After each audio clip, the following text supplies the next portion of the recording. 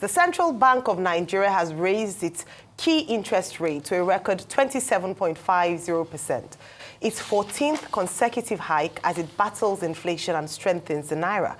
At its 298th Monetary Policy Committee meeting, the final one for 2024, the Apex Bank raised the benchmark rate by 25 basis points. Other key decisions included retaining the cash reserve ratio at 50%, liquidity ratio at 30%, and the asymmetric corridor at minus 100 basis points.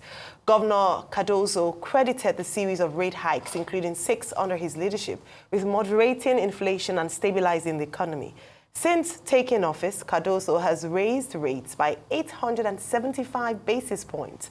The MPC will be convened on January 27 to January 28 of 2025 to review the economy's progress.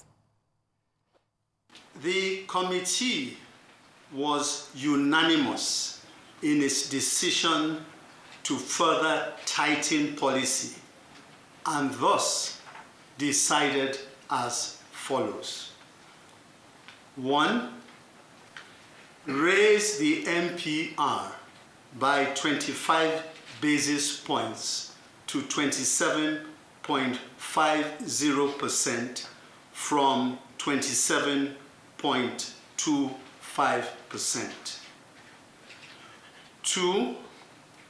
Retain the asymmetric corridor around the MPR at plus 500 to minus 100 basis points.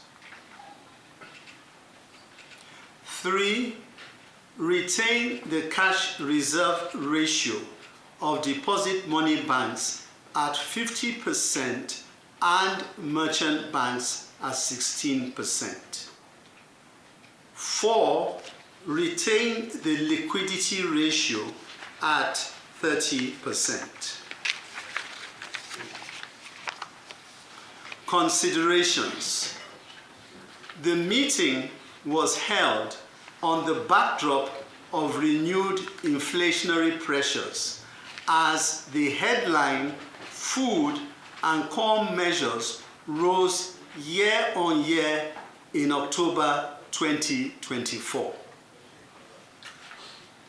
The committee was particularly concerned that all 3 measures also inched up on a month-on-month basis, suggesting the persistence of price pressures with attendant adverse impact on income and welfare of citizens.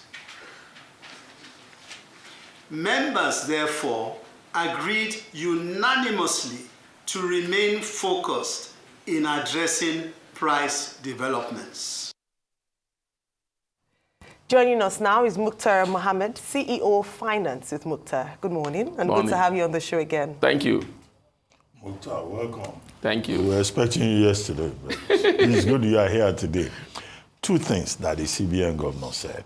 He said there is no going back on orthodox policy, that under his watch he will continue to tighten monetary policy. Please, this orthodox policy, is it cast in stone in economic textbooks that it must only be orthodox policy? Because I thought at the time Japan was not following orthodox policy, and most countries of the world, they are even cutting rates. But we are told that the noose around our neck from the CBN of Nigeria until the thing tightens us and our tongues come out.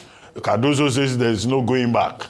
Why is there no going back? Is there no alternative? Cardozo is what we call from the old book, and what you just say, you just hit the textbook economy.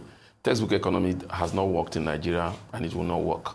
Because when you're talking about textbook economy, when you talk about inflation, it's largely driven by supply destruction or liquidity in the system. Now, if you look at our own inflationary pressure, you have that supply destruction, which is as a result of the high cost of production in the rural areas, especially the farmers, they can't go to farm because of insecurity, which he mentioned. Secondly, again, you have the challenge of liquidity in the system. You remember the printing, they keep using that as an excuse. That is there. But now look at our own peculiarity, exchange rate volatility. It's not normally a textbook economy that you see where you write that exchange rate could be a pointer to inflationary pressure. Now, what we've been doing since the CBN governor came to power, or what previous administration or current management of the CBN have been doing, is just touching the up. They are not trained to address the fundamental problem of Nigerian inflation. Nigerian current fundamental problem of inflationary pressure, and it will continue no matter what you do, is you have not addressed the exchange rate volatility. Why? 80% of what we consume, we import. Even if we are not importing, the machineries that we use to combat them, we import them. So once exchange rate today is 160, tomorrow is 170, next tomorrow is custom change today. So it will not work. And I thank God that he said it there. He said that they are looking at the exchange rate to make sure they maintain stability. So exchange rate is our main problem now. And there's no pride in them priding themselves. They're saying that it has about 40.82 billion in foreign reserve now, and yet your exchange rate keep moving to 1,700, 1,800. What is it in there for a rich man to say I have so much money and your people are dying of hunger? So the challenge is you have continue to use textbook. Textbook will not work. Nigerian inflation is caused by cost of production. Nigerian inflation is caused by microeconomic policy. Nigerian inflation is caused by FX rate volatility. These are very strong economic challenges that you cannot just address with 1, 2. So, and when you begin to think about, oh, you want to reduce liquidity. When you reduce liquidity in the system, you are killing one of the most vibrant sectors of the Nigerian economy, which are the small business, which are largely liquidity driven. So, I think they need to look for an inward solution to our problem. All right, thank you very much. You just echoed what Mr. Bismarck-Iwani said, that the main issue is the exchange rate. And he said that no matter what the interventions by the CBN, as long as they don't tackle the exchange rate volatility, then we're not going to see real economic growth or see the taming of inflation. So moving into that conversation, what are some of the things that the CBN isn't doing in that regard? Because there are also measures that have been put, policies introduced to tame, they've floated, the exchange rate. What are some? Because at the end of the day, we can keep making the ordinary Nigerians suffer as a result of this tightening of monetary policy. But if they don't face the real issues that, like you talked about, are going to be here. Because the question I was going to ask you before you talked about interest rates was actually that he said, well, we need to be patient. By early next year, you begin to see the gains of some of their measures that, there's time, some of these policy measures take time for you to feel the impact. But let's talk about exchange rates. Well, exchange rate issues will still remain because what brought us to where we are, we did not think about the foundation. Mm-hmm. If you want to float your naira, you need to have liquidity. You don't leave your naira for market forces. You don't leave your currency for market forces. No central bank in the world will allow market forces to determine your exchange rate. Today, CBN will tell us the value. I've seen sometime last year, they told us by December, the exchange, I think I'm quoting the chairman of the Tax Reform Committee, by December, the exchange rate should be about 800. We didn't see that happen. But we are now seeing them borrowing with 800 as interest, as the exchange rate. Yeah. They borrowing that they want to do the target at 80. Now, you say your naira is undervalued. They will bring in goods. We want to pay for tariff for imported goods. You say market determining rates, and you say your naira is undervalued. Why are you not using your true value to make sure that goods that comes into this country pay the exact value of your currency? That is the problem. The problem is that you don't have liquidity, so you cannot intervene. And now the challenge is, it's not liquidity challenge in the autonomous foreign exchange market. That's not the problem. The problem is the retail side. The problem is Rufai that just need $1,000 or $500, or the man that need $300. It's not the man that need $10 million. That's my name too. I want to make dollars. You are Doctor, saying Rufai. No, doctor, Rufai will make dollars. I'm saying Rufai is trying to make dollars, but you have dollar. No, I want to make dollars. So you see, the person that want to pay school fees is talking about 3,000, 5,000. The student in the UK that want to collect feeding allowance of 500. You are not able to meet their demand. The demand in that space is very huge. And the market that also address that demand is the BDCs. The BDC no more do supplies to them. So the BDCs are there. You remove that market, you did not create another market. So that volatility is still there. Today, you hike BDC to capital base of $2 billion. I mean, 2 billion naira. You ask, what is 2 billion naira compared to a dollar exchange rate of about 2,000 naira? So there's a lot of challenge with that side. The fight was that floating the naira, fantastic policy if you have the liquidity. Now, you say by not floating the naira, you've built your reserve to 40 billion. And then your exchange rate has gone to 1,800. It will not work. Now, you're talking, you made mention of some other things that they are not doing. Number one, you cannot continue to address your exchange rate by policy documents. It will have this, the policy document is that, EFCC begin to arrest everybody that you think is not a brutal change. Anybody you see on the street, how did you get this money? Those are policies. Those are what is you used to address fundamentals of economy is demand and supply. How much supply of dollar do you have? How much supply of naira do you have? As it stands now, the number of dollars, the number of naira chasing dollars is more, and you don't have that supply. So that's the challenge, especially from the retail angle. So no matter what they do, we started this age. He said, okay, we'll take time. And now ask him. We started hiking rate with the UK, with the US, even with Ghana, even with Kenya. Today, they are brought down their rate. But again, you have commented before we used to have 50 basic points, 75 basic points.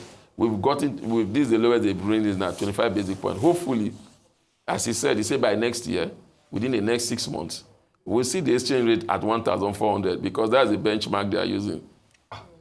So that's where commodity. Number one, in a highly dollarized economy that has low dollar retainers through infrastructure and productivity, you do not float your currency. It's a recipe for death and disaster. Don't be me talk. Now conventional wisdom talk. Secondly, he has floated now. He has tried as much as possible to defend. As a couple of months ago, he said he was selling to the BDCs at $20,000. That's not worked because he doesn't have the appropriate reserves to defend. Thirdly, he has now brought in another cycle of distortion. He's taking a loan at 800 to the dollar. Today, they are telling us the budget benchmark is 1,400 to the dollar. Mm-hmm. Mr. Taiwo Edele said it's going to be 800 to the dollar at some point. Other people said it will find its fair value at 700. Mr. Bismarck Rewani has said that it's grossly undervalued, should be around 1,000. My brother Paul Alaje is saying they should defend up to 1,000 and keep it there. Mr. What's his name? Tilewa Adebajo said for some of their financial projection for the next year, they're already telling their clients, get ready for 2,000 to the dollar. All for one currency. Yes, and that's what we was trying to address with floating the currency, multiple exchange rates. But you cannot do that. Like you said, I think it was society to run two policies at the same time. Removal of subsidy and then floating of the naira at the same time. Now, they should have been a game changer in all this pressure that we are seeing in the exchange rate. Based on the CBN data, I keep saying based on the CBN data. They made us understand that 40% of the pressure on the exchange rate comes from importation of refined petroleum product. And we're excited that, okay, Dangote is going to reduce that pressure, and also NNPC, just yesterday, will help us reduce that pressure. But we are not seeing that because, again, the president came up with a policy. He said they were going to sell crude to Dangote refinery at a fixed exchange rate, market fixed exchange rate, and they will pay in naira. Up to today, neither Dangote nor the NNPC have told us what that fixed exchange rate is. So the policy on itself did not have the fundamentals to stand on its own. Now, everything everybody is saying is based on reality, but economic sense is based on demand and supply. And you're talking about dollarization of the economy, which is something that is ongoing. Because, again, you look at the CBN also, they are also helping in the dollarization because at a point they also had to do dollar bond in Nigeria also. So Nigerians were now at what interest rates? The interest rate, when we look at the interest rate they are using, they are not using 28%, they are using about 8-point-something%. Which is that not high for a sovereign? Is high for a sovereign, but you are in need of it. So you want to bring it. So let me tell you, most of the policy, ordinarily, if they have a stable exchange rate, should drive foreign investors, foreign portfolios, but they are not coming. Sorry to interrupt you before you go. To play the devil's advocate, Olayemi Cardoso, the CBN governor, also said they've been doing a lot. That foreign reserves has gone up, that they've been able to stabilize the value of the naira, and that also they are focusing on import substitution.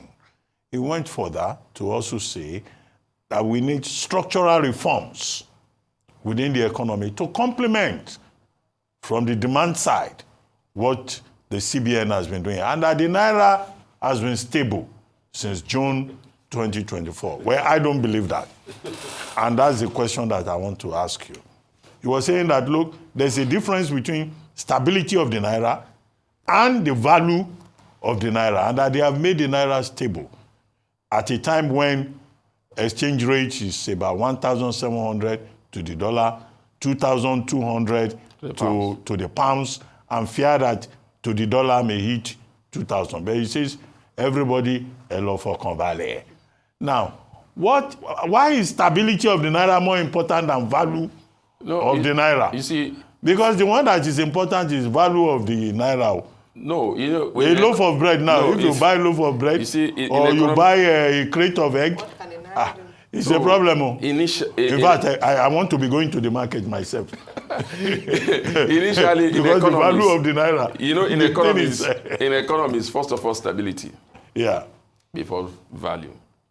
Because stability will Textbook. No. Stability will now address demand and supply. Now, if you watch what is happening, stability in our own sense now is that it's not addressing demand because there's still panic. There's no stability. People are still hoarding to get dollar because, let me get the dollar before I get to 2,000. So it has not stable. So once there is stability, then whereby I don't need to begin to buy dollar, hoard dollar. I know that at any time I decide that I need the dollar for a transaction, this will be the price. That's stability. And that will address value, because once stability comes, demand will not be so high because at any point in time, that is the price. So I agree with that. First of all, address stability. But in our own case, we have not even addressed stability. So we are trying to address stability, then you are getting to... Sometimes I ask, which market do they go to? Because even in his own market that is controlled, they have not been stability. So when he said they have been able to stabilize the exchange rate, they are now looking at value, I tend to disagree with that. We have not had stability. Now you say you have about 4-point-something billion. Like I said, what has that 4-point-something billion been able to achieve to bring stability to the market? You see, anytime they have this approach, anytime you see them say, bureau de change, we need to give you something. Remember, just realize that the exchange rate is going above their control. They will now come in, give bureau de change $20,000, tell them about 130 something bureau de change. You have $20,000, and immediately that begins to address the stability. It's getting back. Muktar. It gets to low. They come back and. Muktar, we are having a conversation with finance with Muktar. Are you saying that Olayemi Cardoso, CBN governor, will use the occasion of press briefing after MPC meeting to lie to Nigerians? CBN governor lying to the public? Is that what you are saying? Well, if you look at what is available, what am I saying? I mean, everybody knows the value of the exchange rate, even the autonomous. You can just Google it. What is the exchange rate today in the autonomous one? Has it been stable? You don't want to go to this custom exchange rate, which is supposed to be the, has it been stable? So definitely that means maybe he's not in touch with the reality, so you need to check it. Definitely that's not the truth. We have not maintained stability. We have maintained a corridor. There's a difference between stability and a corridor of stability. A corridor of stability is today is 167, today is 170, 1,700, tomorrow is 100 and 1,650. That is not stability. That is in a corridor of stability. If you say, okay, we have maintained a naira to a corridor of between the exchange rate of 165 to 1,700, then I will agree. But again, remember that this whole idea of floating the naira is to create conversion between the parallel and the official market. As it stands today, the parallel is already doing 1,755. So we are not, remember, to create that that conversant. That's why they moved the exchange rate from 970 naira to 1,440 because they wanted to be a conversant. So definitely, if he says corridor of stability, fine. But if he says stability, very wrong. Okay, thank you very much, Muktar, Mohammed, for joining us. Hopefully, one day will come when we will know the true value of the naira. Very soon. At the moment, we're not sure.